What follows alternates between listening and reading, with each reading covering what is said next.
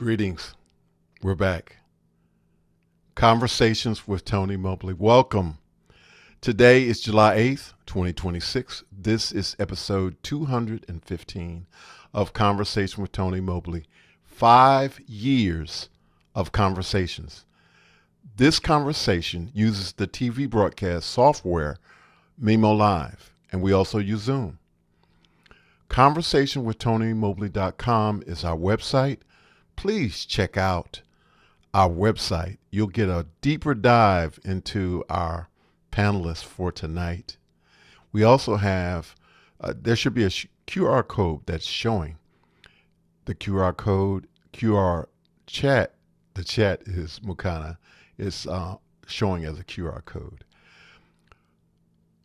You can ask questions. Those questions can be voted up and down in Ms.Connie. If you choose not to use Ms.Connie, well, you can ask your questions in the YouTube chat. And we're going to get right to it. Today, I am honored and privileged to have on our panel today Dr. Connie Davidson, Ms. Shontelle Jackson, Dr. Ms.Muhsinah Morris, and Dr. Christian Padgett. And we are going to get right into it. But before we do that, I just want to say, those who are watching, this is an exceptional panel. If you have anything that you want to know about education, you want to ask these people about it. So please ask your questions in Ms.Connie or ask your questions in the YouTube chat. And we just want to allow everyone just to say hello. And so we're just going to start with Dr. Davidson. I'm going to ask you to say hello.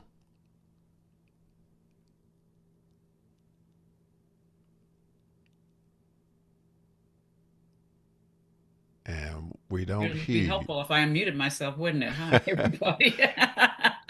Welcome to the conversation. You want me to give a little snippet, or you just want everybody to say hello? That's coming next. We just want Okay. everyone to say hello. All right. Miss Shontelle Jackson, Hello, everyone. Good evening. Dr. Ms.Muhsinah Morris, Hello, everyone. I bring you greetings from McDonough, Georgia. and Dr. Christian Padgett. Good evening, everyone, and thank you for joining tonight. All right. And so we're just going to go to the very first question. Please give us a brief, because there's so much. Give us a brief bio of who you are. We're going to go in reverse order. We're going to go with Dr. Padgett first. Hi, everyone. My name is Christian Padgett. Simply put about me, I am an educator who believes that everyone is a learner and that we should never stop learning. Thank you, sir. And we're going to go with Dr. Morris. Hello, everyone. I am Dr. Ms.Muhsinah Morris. I am a trained biomolecular chemist. I am a professor, author, advocate for autism and other neurodivergent disorders. I am also a mom of 5, a wife, and very full of faith and fired up about education, transforming it using emerging technologies. All right. And we're going to go to Shontelle. Hello again. I am Shontelle Jackson. I am an educator, a realtor, a wife, mom. I call myself a momapreneur just because I think that as long as everyone keeps learning, we'll all be better for it. That's the only way we'll create generational wealth is to just each one teach one. Fantastic. And Dr. Davidson. Hello, everybody. Greetings from Oakland, California. And I am a retired educator. I was a history teacher for 15 years, and then I taught teachers how to teach for 15 years. And I used to be a real big naysayer for technology until I understood what it could do. And then I became the biggest, loudest advocate for the use of technology as a teaching tool in the classroom. Okay, we're going to stay with you, Dr. Davidson, and start with the very first question. Why did you decide to become an educator? I didn't want to be a teacher. I I'm the oldest person on this panel, everybody. And I came up, I started college. I graduated from college in 1973. Some of you are going like, my mama wasn't even born yet. But what I'm in the 70s, it was all about women's lib, and we were not supposed to go into traditional women's professions. So teaching never even crossed my mind. And I went to an all-women's college, and so we were empowered, which was great. And I'll never poo-poo single-sex education, because you really become strong when the models around you are you. So I was in corporate America for about 20 years. And I married a teacher. And then we had our baby and bought a house and living our life. And I was miserable. So I found that when I was at church, suddenly I'm teaching Sunday school and I'm going on field trips with all these little kids. And the next thing I know, I'm taking the NTE, and then it's like I found my purpose. I truly believe that we are all here for a reason. And my purpose was to become a teacher. But I needed to go through all that other stuff in order for me to understand the responsibility that I had for the students I was going to teach. So how I became a teacher was when God showed me that that's what I needed to do. And I never looked back. I was the most, it continues to be the most satisfying career that I have ever had, because I see it as what I'm supposed to do. And even though I'm retired, I still work with students. I still substitute. I work with students. I enjoy young people, and I enjoy helping them and watching them learn. Thank you so much for that. You might want to mention that you and your husband did a particular or do a particular ministry in your church, if you don't mind mentioning that. You mean our podcast ministry? That No, I'm one? talking about the marriage. Oh, the marriage count. Yeah, the marriage count. Yeah, well, the marriage counseling ministry. We are the heads of that particular ministry, and one of my favorite things to do is teach cooking classes, because a lot of young women don't know how to cook, and so that's one of the things that I enjoy. But we have outings and we do things like that. We are very involved in our church. Okay, we're going to go to Shontelle. Okay, so why did I become a teacher? Because I became a mother. Because my goal when I left college was I graduated from Georgia Southern University with a sociology degree. Thought I was going to be in social services, be an activist, going to, in the world. Then I found this man I fell in love with, and we got married and we started having babies. And I needed a job. We ended up coming back to Georgia from California at the time. And my god sister was like, "Hey, you can be a paraprofessional. I know I can get that job." I was like, "Okay, fine. I got enough savings to live for a year." So I tried it, and I've been in education ever since. And love it, from the children to the adults, even the adults that you don't really want to deal with. I still love that part. I like the difficult ones, the kids and the children. I mean, the kids and the adults alike. Thank you so much, Dr. Morris.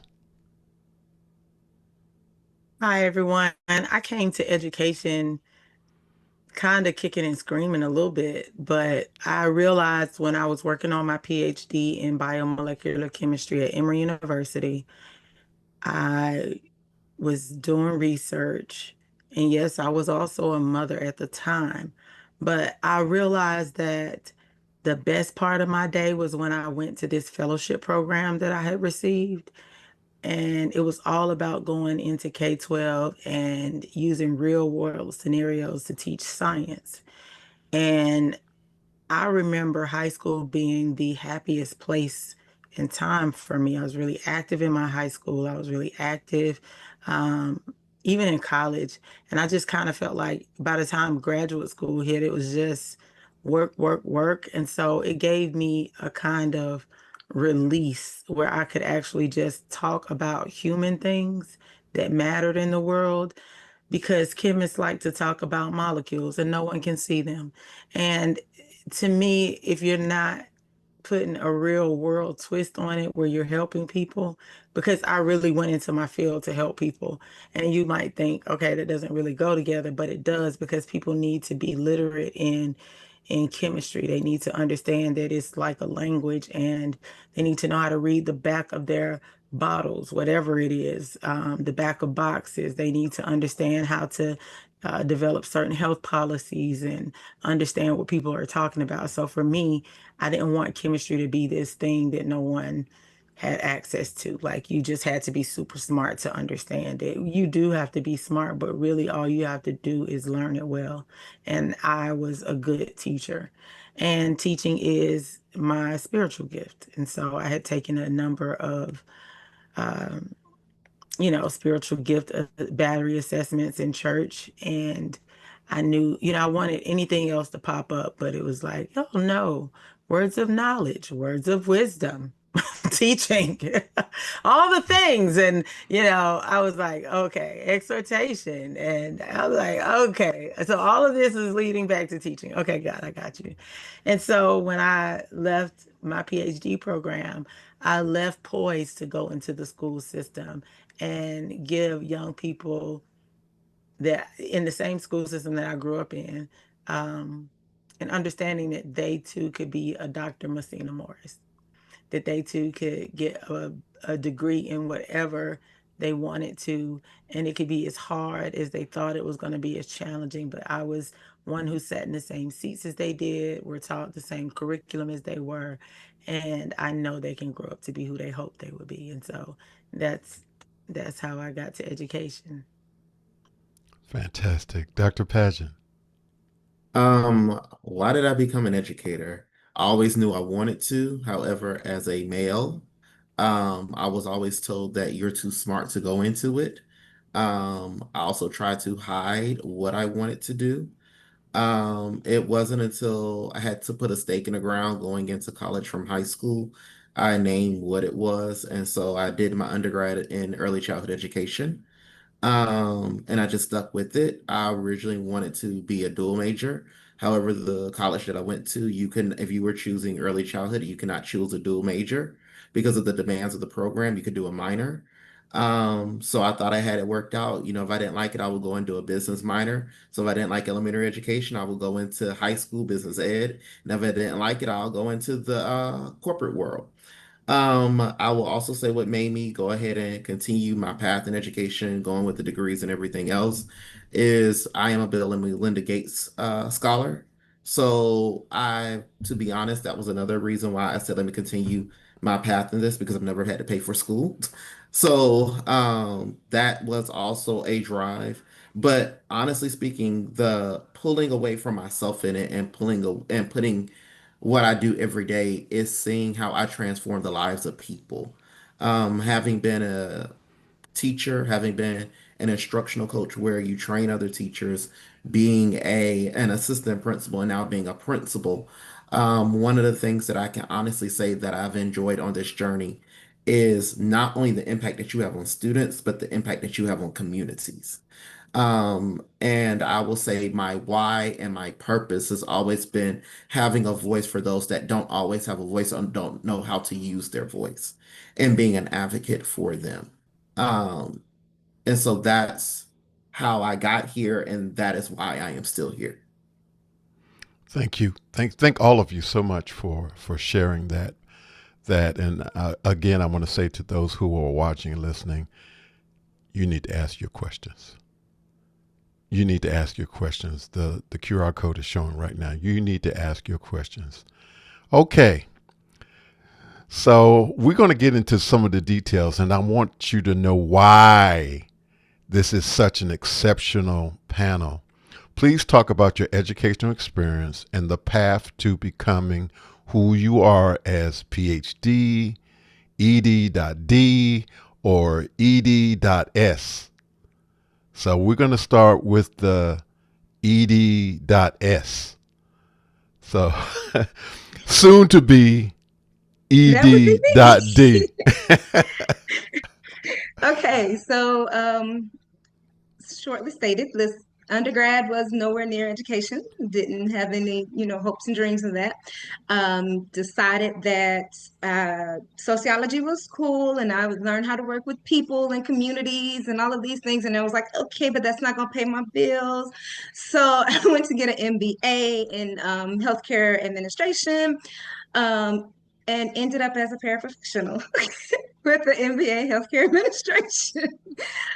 And one, unfortunately for her, and fortunately for me, I was at an alternative school and a teacher turned ill and they needed someone to teach an English class for the rest of the school year. And it was like in January. And I told my principal, if I teach this English class for the rest of this year and these students pass the CRCT at the time, you're going to find me a job next year. And I'm just going to walk into somebody's school building and be somebody's teacher because I can't do this for less than $1,000 a month anymore. So it worked out in my favor. So I started teaching, that was in Newton County at the time. And then I ended up in Atlanta Public Schools. When I got into Atlanta Public Schools, I realized that I love this. So I might as well get the money for it. So I decided to go back to school. Started out working on my EDD, fell victim to my kids' schedules and the other things in life and ended up with the EDS instead. That's not to say that I won't ever be EDD. It's just be said that it was delayed, not denied. So now this is where I am. I am currently working on my leadership, just the certificate part, just because I'm one of those people who need to check the box so that I can move forward to understand some success. And once I get that, then I'll be a little more apt to say, okay, let's go ahead and go back and go and finish this EDD. Thank That's you. it, that's all. Thank you. Dr. Morris? Before you go, could you explain what an EDS is? I don't know what that is. Specialist. Okay, thank you. Yes. It's beyond the master's and it's just before the doctorate. Yeah, I do know that. So I spent a lot of time in the education department. But what I do know is in California, they do not have EDSs. Right. So, Right, that's why I was unfamiliar with the term. yeah. Okay. My path to a PhD, I never stopped going to school. So from the time I went to kindergarten, 24 years straight, I went to school. By the grace of God, I went on my intellect. So my bachelor's degree from Clark Atlanta was paid for through the Office of Naval Research through a program called PRISM D. And the M and the D means matriculation to the doctorate. So I always knew that the next step was to go into a graduate program and to get the highest degree that existed in my field, which was chemistry. And so had a lot of opportunities to go to different institutions, but all of my opportunities I found in Atlanta.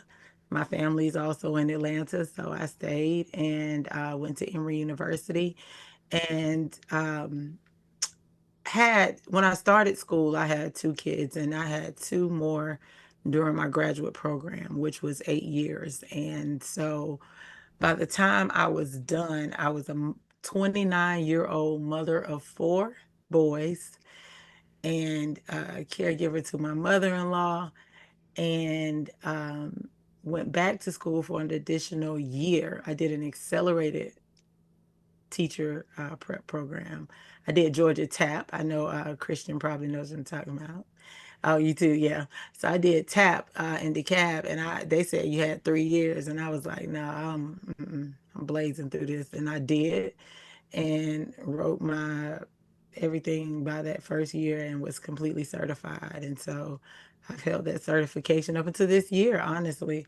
And I may renew it. I don't know, but I do still do a lot of work with K-12 institutions, and it helps to know that I came from that vein when I'm now in higher education, because I want to make sure that we are integrating emerging technologies well, and that I'm upskilling teachers well, and that they have supports in the classroom, because people forget that the teachers are the ones that really are doing legwork. You know, the administrators think it's them. I'm Christian. I know you. I know you're a great administrator, but I'm saying the administrators think it's them, and then the children definitely think it's them.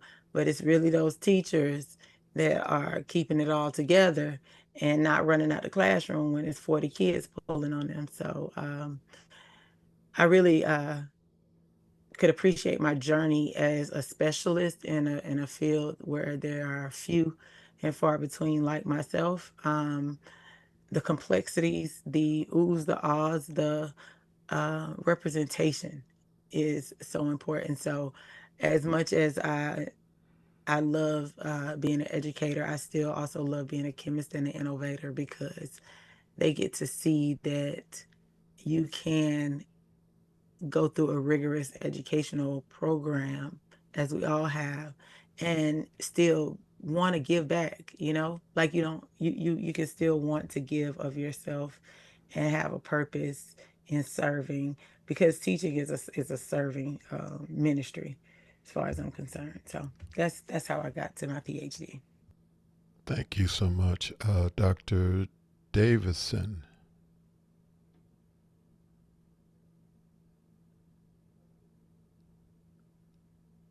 We don't hear you. I'm sorry. We don't hear you. Normally, I didn't want to leave it on.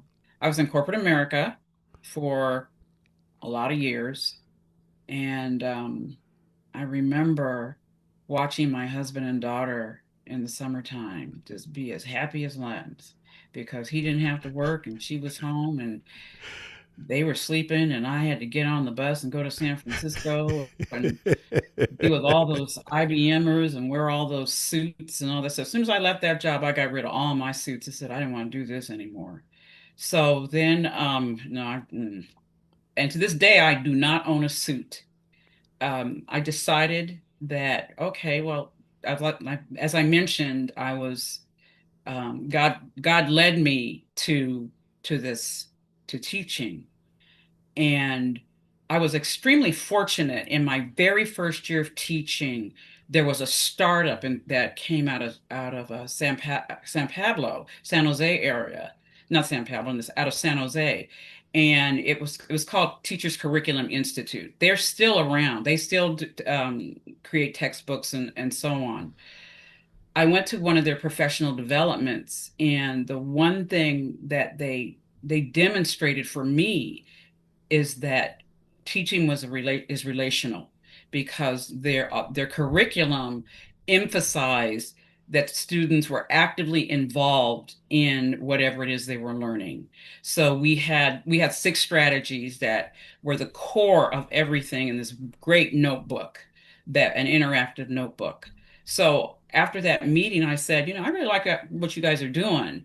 And they said, well, keep in touch with us if you do anything. So at the time, I was teaching 8th grade and we were doing the civil rights movement. And these little kids didn't care anything about all those dead Black people. It was like, hey, I got nothing to do with that. So the next day, I went back and I said, we're going to have a sit-in in this classroom. So everybody got really excited. And so I told kids what to bring and who was going to be the sheriff and who was going to be at the lunch counter and who were going to be the bad people who were going to try to do things to the students that were sitting at the lunch counter. So then a whole bunch of kids got arrested and they were put in this one area in the classroom. And one kid said, Mrs. Davidson, how are they going to feed all of us? Because we had overloaded the prison system because they were all in jail. And now jail had to do something. That were sitting at the lunch counter. So then a whole bunch of kids got arrested. What happened? And they were put in this one area. I'm getting in the class. Kids said, why am I listening to myself? Mrs. Davidson, how are they going to feed all of us?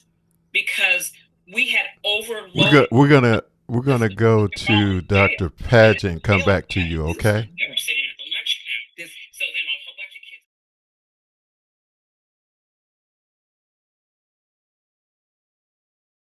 Okay.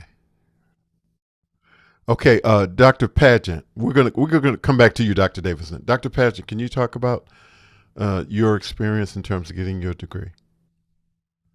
Degrees. I'm sorry, plural. Yes. So Kind of like I mentioned before, when I got finished with high school, I had to make, a decision about what I wanted to do. I ended up going to the very best university. I'm a little jaded. I went to Georgia State University here in Atlanta, Georgia. That is why I moved to Atlanta. I am originally from Savannah, Georgia, which is like a whole different state if you know anything about the state We of Georgia. family. I know we was family. I Yeah. knew we family. All my family, mama and daddy grew up Rockdale, Arcadian Street. Anyway, we'll talk about it. Come on, Liberty City. Yeah. Yes. But when I went to Georgia State for undergrad, I actually met some amazing people. Still my best friend, I met in undergrad, is still my best friend now. After 18 years, is actually August will make 18 years that I've lived here in Atlanta, starting undergrad. So it's been a really, really great ride. Graduated, I took a year to start teaching. When I started year two, I ended up doing my master's, as I stated, being a Gates Scholar. I never had to pay for school, but I just had to be enrolled full time. So trying to find the balance between the two, that was always fun, having at least 9 graduate hours um, every semester while still teaching full time. And then um, once I finished my master's, I took a year off to continue and try to figure out what is it that I wanted to do next. I didn't know if I wanted to pursue my EDD in curriculum and instruction. I didn't know if I wanted to do educational specialist in ed leadership. I didn't know. It didn't feel as concrete to me. Eventually, I realized what I was being called to, and that was educational leadership. So I just want to put my foot in the water. So I did an educational specialist, finished that up. And then within a semester of finishing that, I started my EDD, um, my doctorate. And in the process of doing the doctorate, I actually finished during COVID. I defended November of 2021, which I also, if you know anything about that time, that was a fun time being in school. I was an assistant principal, having to do contact tracing in the schools. We were still operating schools like normal by that point, but having to shut down the schools because of COVID. Um, and I was a little crazy and ambitious and still did my gifted endorsement. So that way I can be trained in understanding how giftedness work with students here in the state of Georgia. But I say all of that to say that was my path. That is how I got there. But I think the most important part is I always had a village. And I think if anybody, I will tell anybody who is on a path of going for your undergrad, going for a graduate degree, anything in between, always have a village. One of the things I cherish with Georgia State is every degree program that I had from them in their education department put me in a cohort. And I am still close to someone from that cohort. And so I always had someone there. Like I said, from undergrad, my best friend was someone that was in my cohort. For my master's, I have at least two people that are still my good friends. For my EDS, I still have at least one person. For my doctorate, I have a whole cohort of people. And so it did make a difference to the point where of the 10 of us that were in our program, we all finished within 4 years of our doctorate, which is, is a good thing. Sometimes you can get on that bandwagon of being ABD, all but dissertation. And it was really helpful to have that cohort. And so I will always say, in the education lane or realm, we always love to say having a PLC, but a PLC is not just your professional learning community, it is your personal learning community, and it is the people that you're going to grow from. Wow. Thank you I so love that much. so much, Christian. I And you do know what's too. I so was thinking the interesting same thing. is, right, like I never left. People always ask me why I stayed in Atlanta. I mean, I grew up in Decatur, Georgia, went to Southwest DeKalb High School, then went to Clark, Atlanta, and they're like, you just always stayed in Atlanta. Support system. How you thought I raised these babies and went to school? Support, like you have to have support. But Dr. Morris, I think you also bring up an interesting point. While I'm not from Atlanta or the Atlanta metro area, the thing I've learned in the experience of being in Atlanta is very large in itself. And like I told someone, one thing I've had to learn is that because I've known people that went to Washington High School, right, not too far from the AUC, the Atlanta University Center, but it's still a very different world. And It so is. you can have very different experiences still in this city just based on if you drive a block to or even a mile. I And I tell think people you a brought lot up a of good time point. about the Atlanta University Center. Most of the students that are there aren't even from Atlanta. A lot of them aren't. So I was kind of unicorn being in the Atlanta University Center where most of my friends were from like Missouri or South Georgia. Some people from Seattle. I'm like, Philadelphia. I'm like, how did you find Atlanta? Like, how did you get here? And so a lot of Atlantans that then stayed are transplants simply because they came from somewhere else and went to the Atlanta University Center. So, but there's so much beauty in being in Atlanta, and it is a great place to be to grow up. I know I've seen it since the 80s. So Guilty. Guilty. I'm erasing my hand. Guilty. I'm from New Jersey.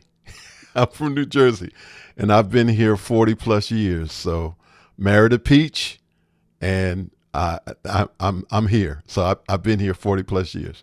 So I just want to thank all of you so much for sharing that, and we're really now going to get into the things that are sort of affecting our students. So please talk about why parents should be concerned with some of the changes that are coming in schools. So if you want to talk about that, and I'm just going to ask you to just share with one another. I'm not going to just call on you, but whoever's want to be first, please go ahead. I think parents need to be aware that their children definitely need computational foundation. And by a computational foundation, I mean that they have to understand the technology that they're using, and they have to understand the power in being a producer of content versus just a user of that content. And so I stress with a lot of young people that I work with, that I speak to, communities, when I go do talks, is please, it's one thing to say get off the video game, but your child needs to also be on the video game because they need to be, you need to bring to their attention that there are producers who produce this. You need to bring to their attention to go and find the Roblox and Minecraft worlds, and they need to be designing in. They need to be looking at how can I get on, oh, Unity Technologies? Oh, they have a product. Okay, so I need to actually be learning how to build these virtual worlds. And our children have the capability. These kids are producers. They're knocking out TikTok. You see the most innovative things on Roblox and Minecraft that they build. They build their own games. They're already doing it, but their parents think that they're playing. And so they use it as a tool to discipline. And I want them to see technology is not a tool to be taken from you when you do something bad, and given to you when you do something good. But technology needs to be the thing that they have to use in order to, just like you tell them to go read a book. They need to go, okay, go look at the code of what you're doing, and show me what's wrong on their website or what font that is. Like, they have the ability to do that, but it doesn't need to be like a punishment, because then you make it seem as if there's no careers that are happening, and the high tech future forward workforce is coming from the emerging technologies. And so our kids do not need to be put at a disadvantage because of the tech. They need to be using it appropriately to make movies, for like, especially with the phones, that parents want to take away the phones, but no, let them use them phones.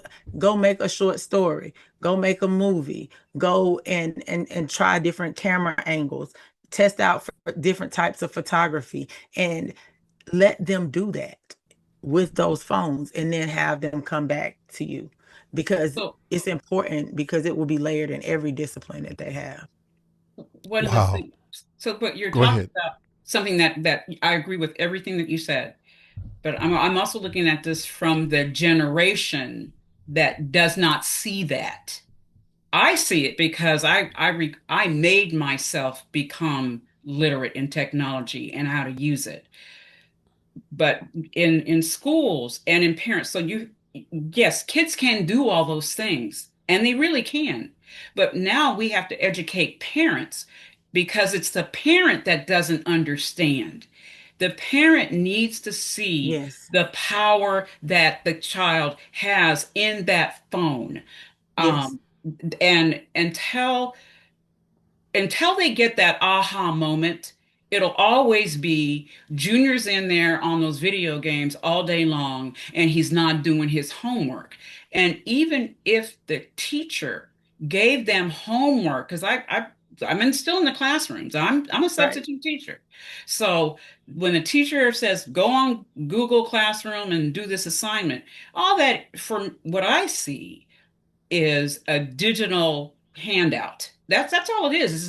Just another handout, a It's a paper different handout, modality to do the same thing. and it's the same thing. So there's two levels that have to have aha moments. The first level is the parent. We need to have ways of teaching the parents about how technology is not only the wave of the future, but how when we ask someone to do something like this, or they have their phone and they're on TikTok, what that actually means and how they might be able to expand on that. The other side is you have to have the teachers understand the power of the use of technology. So they're not just putting up digital worksheets Yeah, online. come on, listen. So Yes. until And with those that, I things would happen, challenge they're administrators not going to like, be challenged. So that's really the bigger piece because kids just gravitate. I'm on TikTok. I'm on Instagram. Of my friends, I'm the only one on TikTok and Instagram. And because they don't see the value of it. And part of it is that's the way I can communicate with kids. But the other part is that's also how I get information, how it makes me think about different things, how, a dance step or a cooking class or just being entertained. Yeah. Those things are it's really beautiful to see the creativity of the millions of people around the world World, right. who put things up. But if I'm a parent and you're on TikTok and you're not doing your math homework, then we have an issue. But And the so issue it's lies just in, figuring like you out were how to make saying, that issue the go away. upskilling of the teachers to change the way that they give work and what is considered good work product. Sitting down at home, our young people don't even have the opportunity to sit down at home and do homework in the traditional sense. They're always on the go. They're always, especially sports kids or kids that are in sports or involved in other things or even church or any kind of thing after school.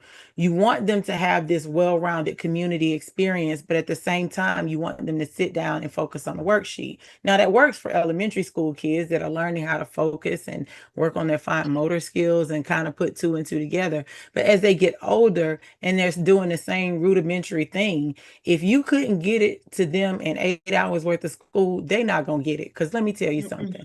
I always made sure that my students, and they were learning chemistry, whatever we learned in that class, unless I definitely needed reinforcement in the area, I'm not sending you home with another piece of paper so that you cannot have quality time. And the reason why I do emerging technologies in the classroom now is to free up time for kids to learn faster, to understand what they're learning, if they have to be visual and in a virtual world immersed.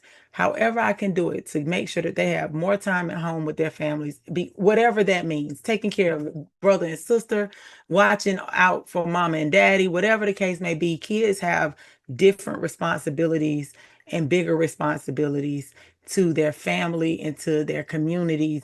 And if they're on a college prep program track, we demand that they be able to do all of these things. And so I think it's causing a lot of mental health issues and burnout in our kids because they're not being parented appropriately and they're being and they use technology to bully each other. I mean, they're still at a very developmental phase, and we've got to show them how to use it to grow community. And so it is very important for parents. That's why I do a lot of community engagement. But parents have to learn And I always say I do my educational consulting at Metaverse United from the womb to the tomb.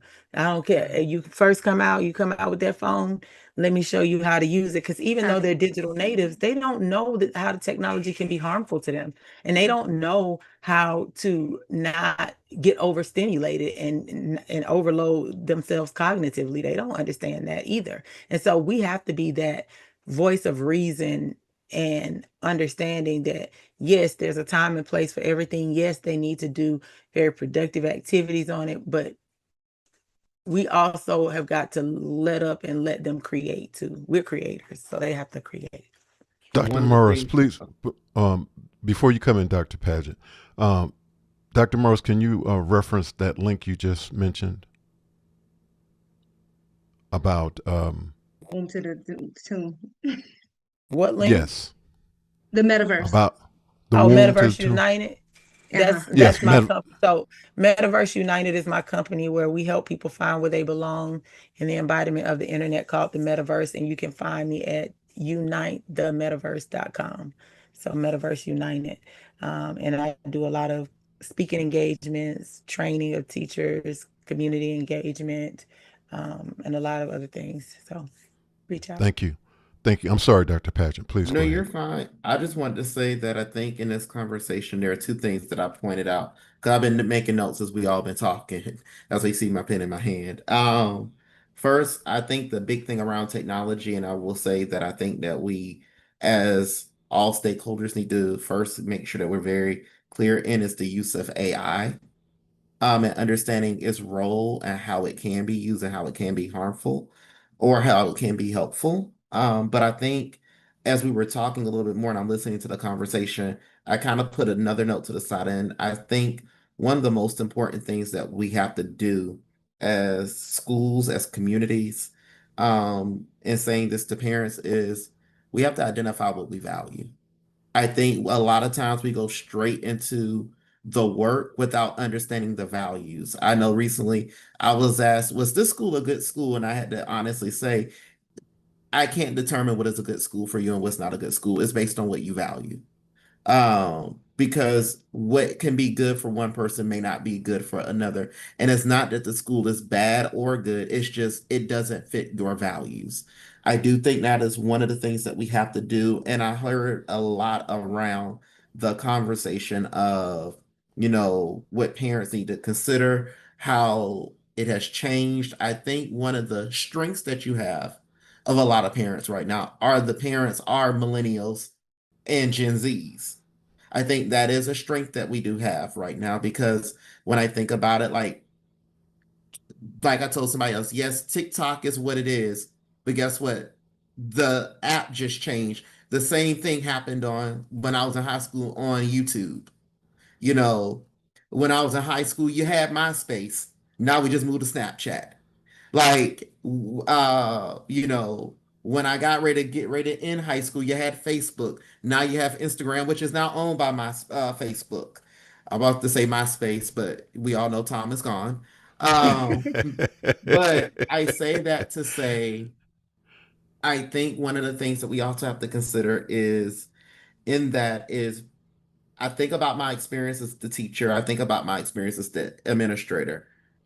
One of the things I do think is important that parents and educators and anyone who comes into contact with children, we are going to have to emulate what we're expecting. You cannot say don't be a bully online when yet you're talking about people online. You cannot say, "Oh my goodness, you cannot do this" when you give a 10-year-old access to Bad Girls Club and Love Island and Love and Hip Hop and The Real Housewives of Atlanta. Like you're going to get the mean behavior coming out if this is what you're seeing. And it goes back to brain development. Their brains aren't developed yet. They don't know how to decipher completely, and they're emulating what they're seeing. And why would I get in trouble when they're not getting in trouble? What's going to happen to me? Like, I think that I've listened to the whole piece, but I think it goes back to that root right there. Twofold. determine what you value, and then make sure you're emulating what it is that you want to emulate. Come on, Like Chatham County. I'm just saying Come on. that's what it comes back to. Even something as simple as, I think about my secondary administrative friends, sometimes even elementary in some cases. Right now, people are getting upset. Well, why you brought this vape to school? Well, that's because you've been smoking a vape in front of them. They took your vape. I'm just being Mm-hmm. honest. Mm-hmm. We gotta be They went in the cautious drawer of and what we got do. it. Children are picking up what they see. They don't know the Yes. difference. If they wouldn't know if they weren't seeing it. And this is their reality. So We are yeah. away from the era of do as I say do. They're doing what they see us do. Yes. We grew up in Wow. the era of do what I say do, not what I do. At least I did. I'm almost 50. So I grew up in the era of do what I say do, not what you see me do. However, I'm raising kids in this world, young adults in this world that they're doing what they see me do. So if mommy drinking big girl Sprite or whatever you call it in your house, then that's what a kiddo's gonna do. But to the point of what we were talking about, I think there's a couple things from the educator seat who's in the trenches right now. And I am in the middle of primary and secondary education right here in middle school. However, I've taught all three levels. So I've gone from P to seniors in high school. But either way the case may be, I think one of the things that I would challenge my administrators to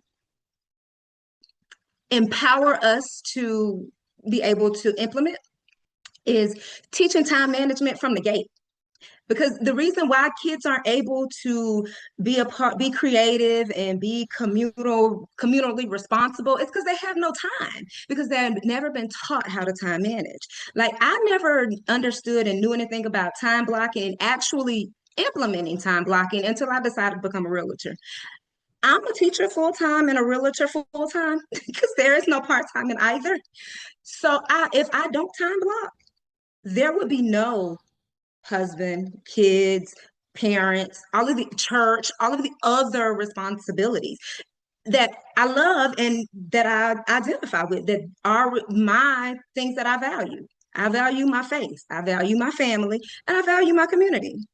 So I wouldn't be able to be a part of those things if I didn't learn the time block. However, when my brain was a little more malleable, when I was primary age, if I were taught that, then I would be able to put that creativity out there and all those things. So I think as in your position, especially Dr. Padgett, I would challenge our administrators to give the teachers that autonomy and push them to do it, to teach our students how to time block. Like part of our PLCs, instead of learning about that same stuff we've already learned about, let's implement something where we can teach our students to time block and use technology so that you don't have to go home and do homework. Because a lot of times, from my seat, students are given homework because they didn't do it in class. Not because they weren't allotted the time, because they didn't effectively use the time in the classroom to complete it. I think those were the only things. And the boundaries around brains, that was the other thing I wrote down, that I'm over here like Dr. Padgett taking notes. I Boundaries I I think I around we're what all we taking teach. notes. I think I, we're I all just want taking to I notes just want to as say educators. this is fantastic, but I only have you guys for a few more minutes, It so is awesome. That was we're fast. going to move along, and I'm just going to ask you for short answers, unless there is something that you really feel passionate about that you can't let go in just a few seconds. So the next question is, please share any special projects that you are working on. Anybody can go Well, first. I'll go first. Internship. Oh, you said Um, internship? yes, I am working on implementing. I've created the plan for in the curriculum for internship for rising seniors to become realtors. Because everybody do not have the desire and or the aptitude to go into post secondary education. However, they would like to be able to sustain life. And in the real estate world, if you're able to communicate, read, write, arithmetic, you can be successful, because the things that we do, yes, it's a difficult licensure to achieve. However, That's what you have people like me there for. That's the whole purpose. I think I want to get in. My idea now is to get into those high schools and start talking to those people, those individuals who don't have a plan after high school. It could be a gate between, the leeway in between high school and college, or it could be how you pay for college. How about that? Mm, For those okay. who can't get the scholarships and the fellowships and the whatever, and they're stuck with student loans, you wouldn't have to take out a student loan if you can get a commission to pay the tuition. I hear you now. Uh, I hear you now, Doctor Davidson. Were you about to speak? Yeah, so my personal project is I just wrote a children's book, and it's called The Bashful Ladybug, and it's brand spanking new. I'm having my signing um, event on Sunday after church. So it's some I wrote it for my granddaughter because my granddaughter is a very shy, she's very shy. And so this is and it's a social emotional has a lot of social emotional things inside of it. So it's also a good learning tool. That's my newest personal project. But my newest community project is one where um because the church really is important in my life. I live in the most unchurched part of the United States.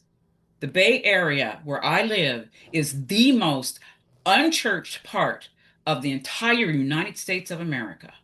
So, one of the things that we want to do is begin to bring people back into church, but we can't bring them into church unless we leave the church.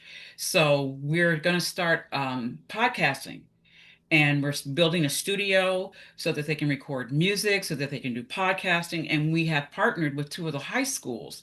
And the goal is to get those high school students to come into the church. We've already done other things like build community spaces for them because we want them to know this is a place where they can come. We have mental health things for them and so on. But this is a way that we can also teach them how to use this sophisticated equipment so that they don't just have to do a little tiny TikTok. They can actually go ahead and start producing and editing and really becoming, if they want to become independent journalists or whatever it is they want to do. But that will provide us with the opportunity to outreach in the church and also let people know what's going on in our community because we don't have any streaming service or anything like that that tells you. We only have legacy media here. So they're only going to tell you a little tiny bit about whatever it is they want to tell you. So, but this will allow us to bring in speakers and let people know what's happening in the community and to really outreach to the community. So that was one of the things I'm very excited about. And this just happened just in the last month, and it's moving very rapidly. So that's the second project that we're working on. And for me, that's the most exciting. I mean, I love the writing, but the most exciting is getting this off the ground and working with the young people. I'll be like the mama there. I'll be the new MOM on my end. So they can call me Dr. Mom on my end. Because the kids aren't going to want to learn necessarily from me, but I know how to recruit. I know how to talk to young people. And so because I know how to do that, I get them excited. And if I can get them excited, then the people that we have that are going to teach them how to use all these tools, they will also be excited. And Wonderful. out of that, I'm going to have a one hour program every single week where I'm going to teach somebody how to cook. I'm going to use that church kitchen, and they're going to record me, and we're going to put it up there, and I'm just going to be the cooking queen. So that's just what it's going to Come be. on, girl. All right Got now. that. I love that. I But love That's anyway, it. those are the fantastic. things that we're working on, and because I just want to say this one thing. And I looked up all of you. You weren't here when I was talking about that, Dr. Morris, and I really went down your rabbit hole, boy. I mean, I went into the whole. This is the nine-pointed star, and this is the metaverse. I said, what the heck's a metaverse? And I mean, I'm reading all your stuff. I went in and looked at that little tutorial thing. I was like, okay. The thing is, and I just want to say this last piece, we have to engage the teachers in such a way that they understand how to implement it and support them as they learn. That was my dissertation, was facilitating learning communities. And teachers need to have the same supports that children need. They can go to a conference and come back and go like, great. And then they get on their campus, there's nobody to help them. They don't know what to do. They get pushback from people on campus because they're bringing something new. So all I want to say is, Mr. Administrator, I'm talking to you now. Please put those safeguards in place for the teachers who want to step up and really engage students differently. Because if you guys don't do this, it's going to be very hard for that to be implemented. They just fall back on what always worked, and then you get the electronic worksheet. Wow. Okay. We haven't heard from Dr. Padgett and Dr. Morris. Dr. Morris, I'm going to ask you to go last because you have so much. So, Dr. Padgett, please share with us what you want us to know as Dr. Davidson referenced as an administrator, as well as anything that's special as far as So projects that I you will might be say working one on. of my safeguards is this year I am actually moving our school. Our slogan for the past 2 years has been one band, one sound. But our theme this year is actually it's called From Checked Into All In. And so giving the space, like I will say that's probably why I do ruffle a little feathers sometimes because I do go outside the box. I'm not your traditional administrator. Anyone who knows me knows that part about me. Um, so I try to give that space, um, get the data, get the data, so I can give you the space, but get your data. Because that's what the people, you got to have both at the same time in order to do so. But I got to tell people because of that, we have been able to make the kind of gains that we have as a school. One of the things I will say on a more personal side as well as professional side, one of my special projects is I adjunct with Georgia State. And so right now I am working with tier one. So basically those who are trying to be managers of non-managers, such as APs earn their certification and their graduate degrees, as well as working with tier two students. So managers of managers and non-managers. So basically principals and above. And so like actually when we finish this call, I actually have to get on a call with one of my students to kind of give them some guidance around like how they need to move beyond just the actual course itself, but how they need to move in general. And that is my special project. I enjoy working and helping to, I don't want to say the word develop, but enhancing others.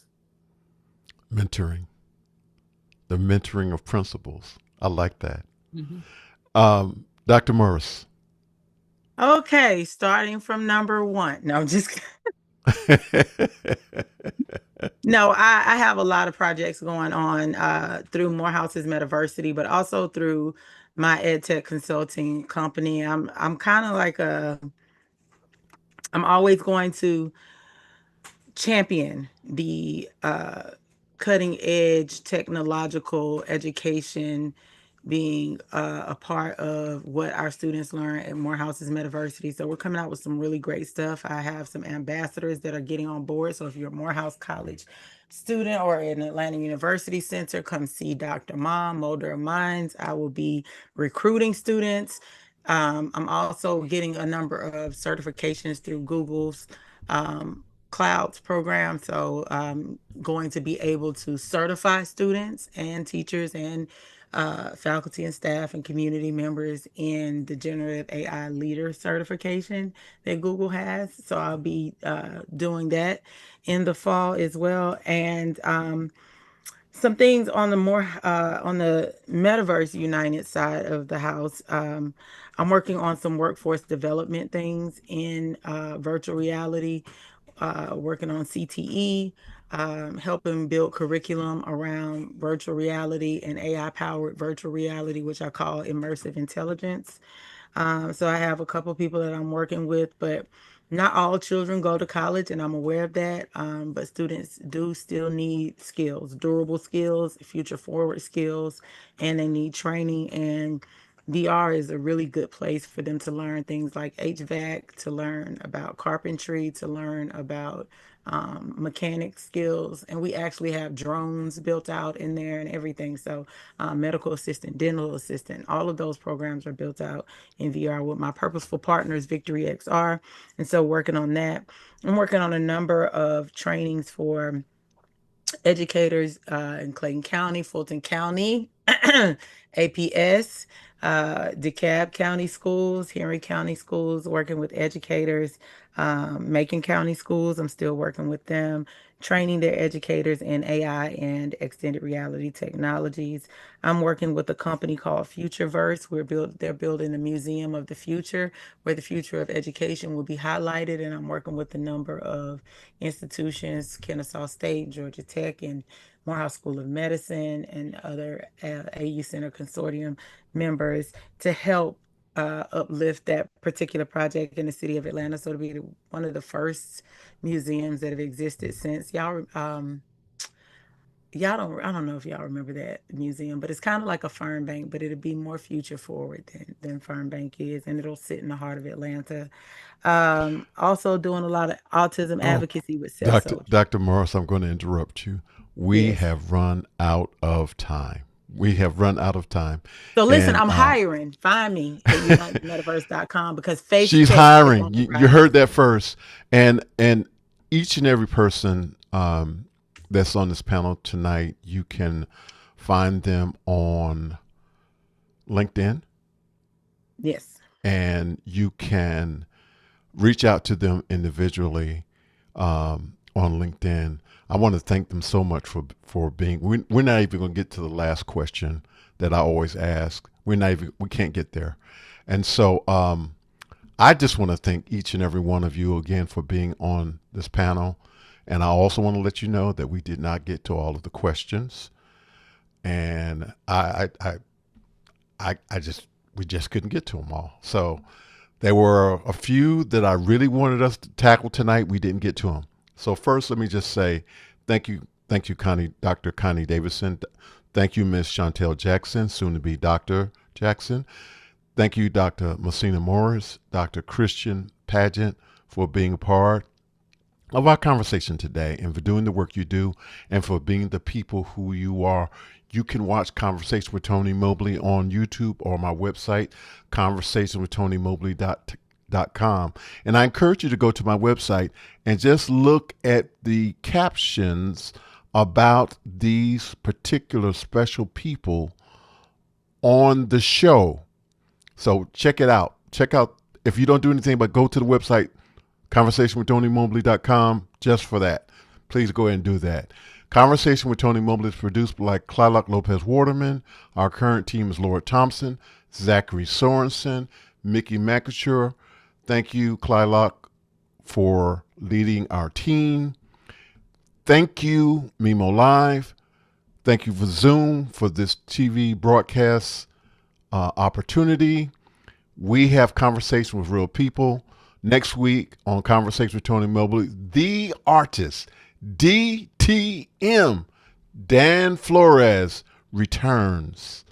Please feel free to donate your time, your talent, or your financial gift. We are committed to getting better, and your support makes that possible. We also love to have you join our growing community. Want you to like, subscribe, and comment on YouTube so that we can keep bringing you meaningful conversations here at Conversation with Tony Mobley. We believe that when people sit down and truly talk, something powerful happens. So consider having a conversation today. It might change everything. Please take care wherever you are in the world, and we will see you soon. God bless you. See you soon. Bye-bye.